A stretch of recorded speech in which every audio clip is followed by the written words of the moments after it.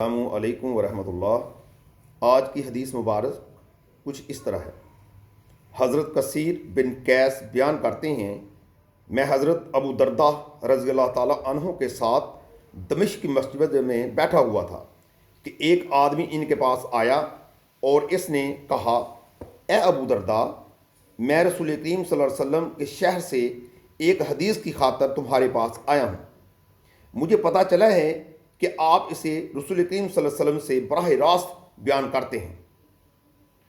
میں کسی اور کام کے لیے نہیں آیا۔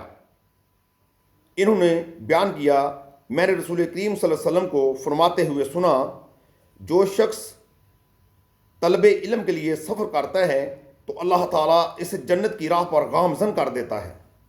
فرشتے طالب علم کی رضامندی کے لیے اپنے پر بچھاتے ہیں۔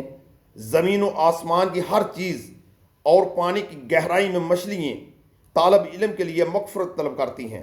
بے شک عالم کی آبد پر اس طرح فضیلت ہے جس طرح 14ویں کے چاند کی باقی ستاروں پر برتری ہے۔ بے شک علماء انبیاء علیہ الصلاۃ والسلام کے وارث ہیں، اور انبیاء علیہ الصلاۃ والسلام درہم و دینار نہیں چھوڑ کر جاتے، بلکہ وہ تو صرف علم چھوڑ کر جاتے ہیں۔ بس جس شخص نے اسے حاصل کر لیا، اس نے وافر حصہ حاصل کر لیا۔ امام ترمذی نے اس کا راوی کا نام قیس بن کثیر ذکر کیا ہے۔ میرے بھائیوں اور دوستو،